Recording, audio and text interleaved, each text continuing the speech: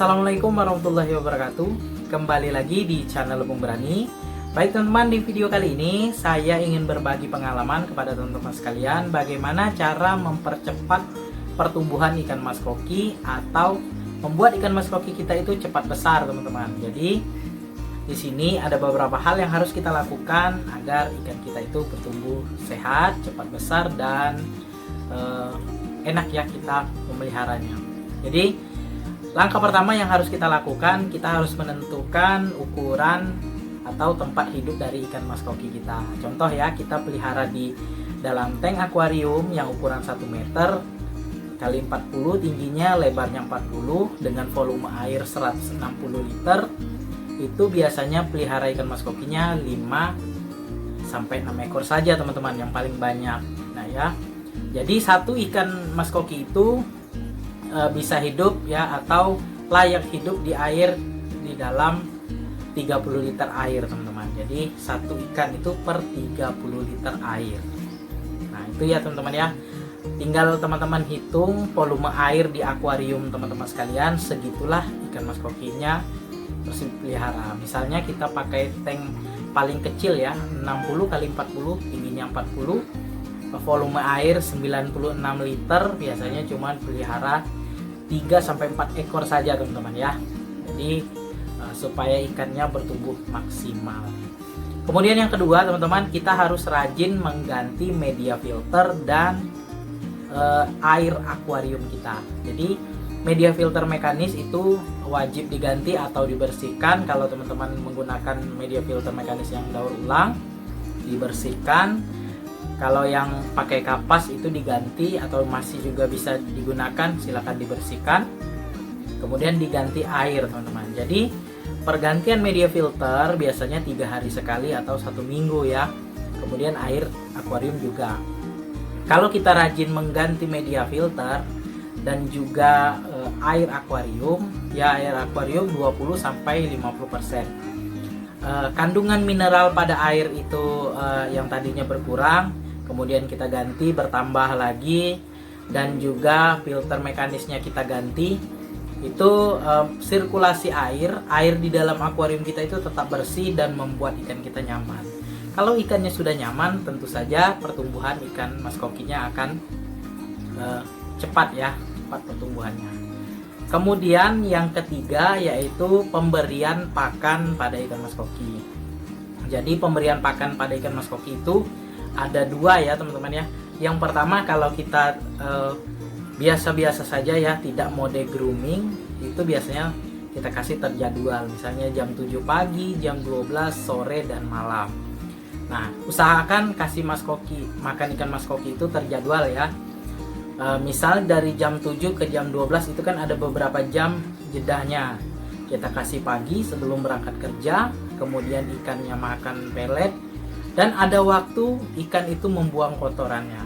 Jadi ikan buang kotoran, kemudian tersaring oleh filter, airnya kembali bersih, baru kita kasih makan lagi, misalnya jam 12 siang. Jadi ada waktu jeda untuk ikan mas koki itu membuang kotorannya. Kalau misalnya tidak terjadwal ya, tentu saja misalnya kita kasih jam 7, kemudian jam 9, kemudian jam 10 kita kasih makan lagi, maka kotoran yang ada di dalam tank akuarium menumpuk sehingga itu akan menjadi bom amoniak bagi ikan mas koki kita. Ikan mas koki kita aja kan nanti tidak akan nyaman ya di dalam tank akuarium kita.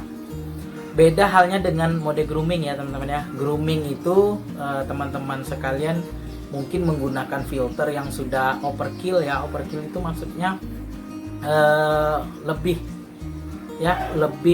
baik lah ya dari filter pada umumnya. Misalnya lebih bagus dalam menyaring kotorannya, seperti itu ya. Misalnya harusnya tank akuarium 150 cm ini menggunakan pompa 5000, teman-teman menggunakan 8000 liter per jam. Seharusnya tank 150 cm ini menggunakan sump filter yang ukuran 120 cm, teman-teman menggunakan 150 cm sump filter dengan media filter yang cukup banyak. Jadi filternya cukup bagus ya.